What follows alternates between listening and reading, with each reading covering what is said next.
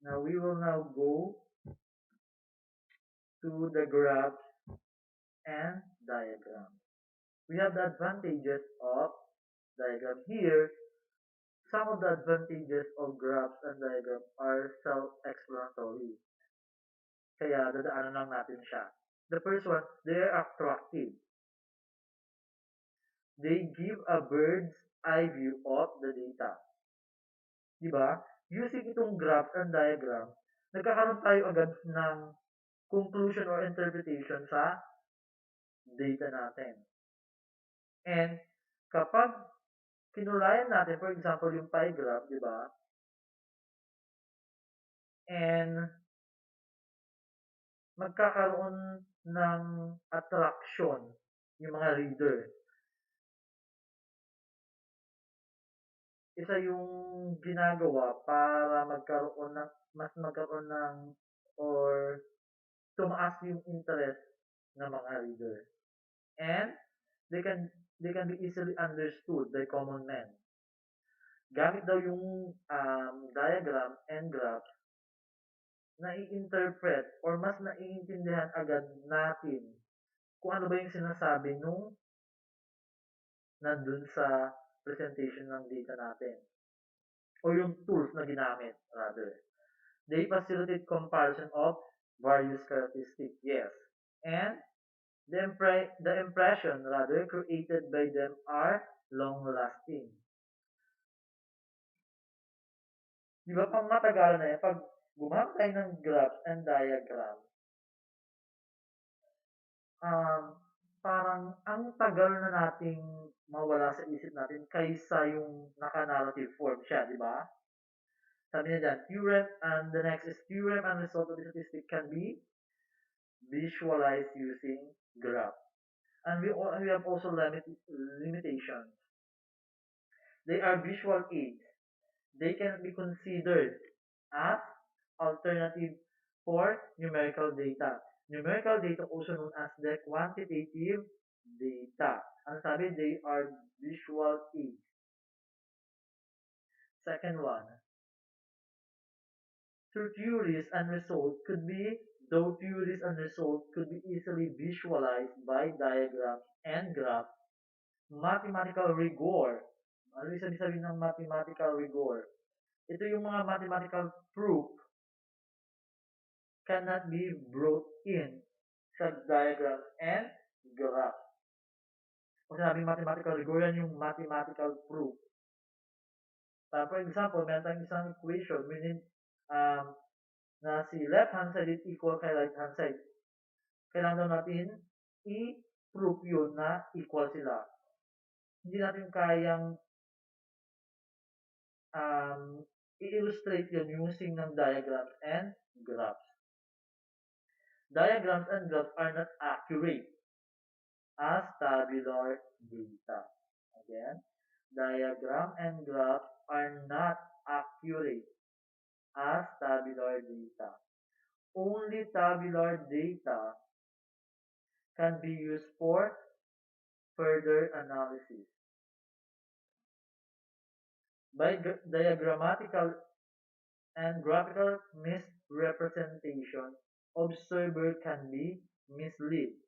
It is possible to create wrong impression using diagrams and graphs. Paano kayo nangyayari yan? It is possible. Yeah, posible talaga magkaroon tayo ng mali.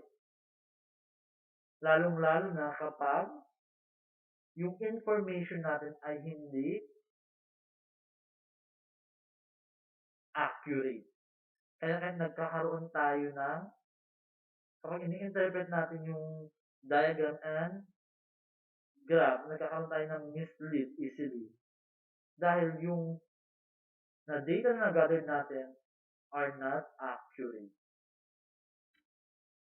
Rules for drawing graphs and diagrams.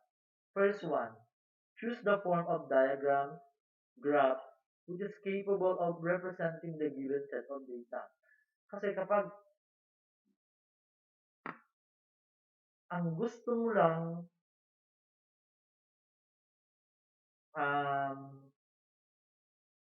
i-interpret, for example, sa klase natin, Ang gusto mo lang i-interpret is parang sa simple data, simple table kanina, i-interpret natin yung table into graph or diagram. Diba? For simple, we have, classify nila kung ilan daw yung lalaki at babae.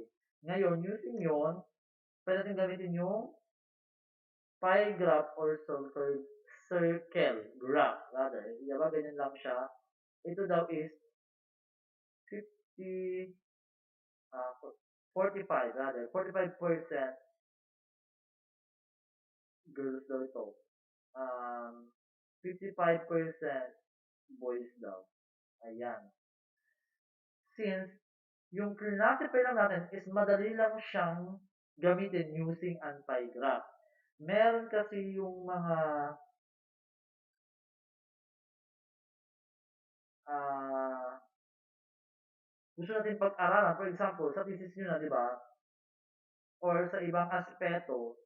For example, ang dami ninyong data. For example, 1,000 respondents. Yun, may nakaakmang diagram or graph ang pwede natin gamitin. Nakuha. Hindi lang yung basta-basta tayong gagamit ng kung ano-anong diagram or graph or um, anong tool or ano ba yung tools na yon such as graph and diagram kung ano ba yung akma doon sa ating nagagather na data. Eh, yung nag-gather natin example dito is kinatipay lang natin sa klase nyo kung ilan yung babae at lalaki. Eh, napakadaling gamitin ang pie graph. Di ba? Kasi gagamit ka pa ng ibang diagram at graph na komplikado. Di ba sabi nga dapat simple form lang? Next, we need the rules, titles, gives information of diagrams or graphs contain. Title is very important, lalo na sa diagrams. And both, rather, di ba? Next, the scale. The selection of scale should be neither too small or too large. The scale should also specify ano yan, the size of unit and what it represents. For example, number of person in thousand. Next, neatness. Di ba? Napakaganda naman talagang tignan at kang basahin kapag napakalinis at napakaganda ng pagkakagawa mo sa iyong graphs or diagram. Next, attractive. Bakit ba nakaka-attract ang reader minsan? Diba? Using different types of lines or shades, color that can be used to make the pictures more attractive. Nakuha. Next, number 6 is originality.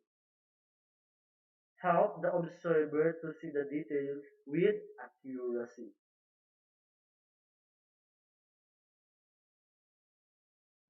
Next one is simplicity, di ba? Sabi ko nga kanina, mas magandang gumamit ng mga uh, simple form ng diagram or graph kaysa yung mga complex. A good diagram depends upon ease with which the observer can interpret it. Nakuha. And for number 8, economy.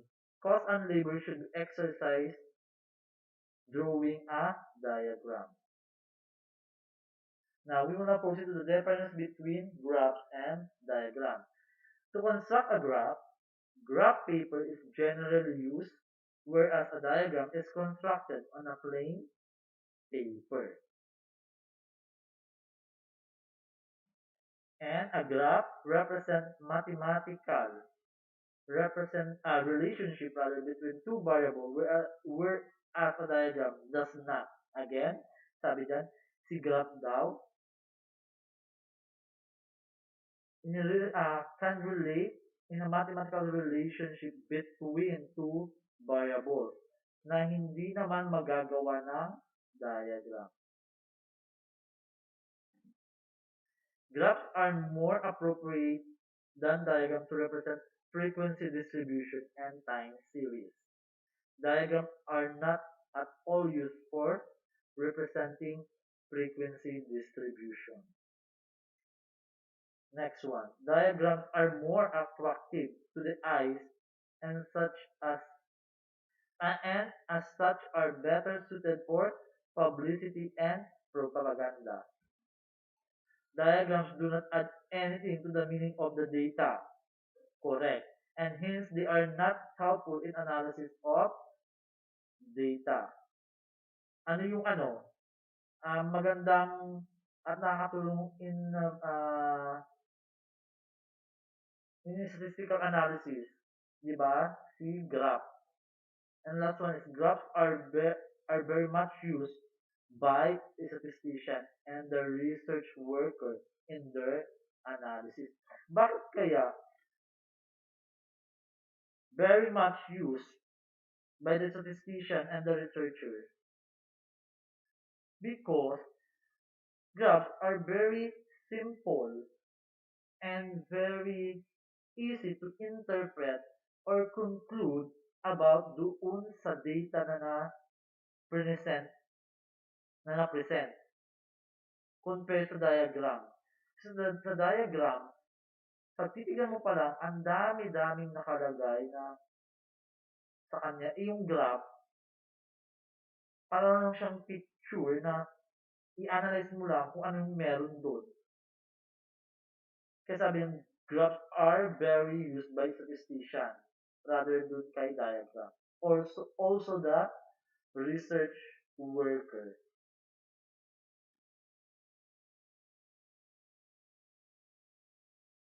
Now, presentation of data, we have the graphs and diagram. Under the graph, meron tayong histogram, frequency curve, frequency polygon, O gives line graph. While in diagram, we have bar diagram. Under the bar diagram, ang classified as simple bar diagram, multiple bar diagram, component bar diagram, percentage bar diagram, deviation bar diagram, and pie diagram.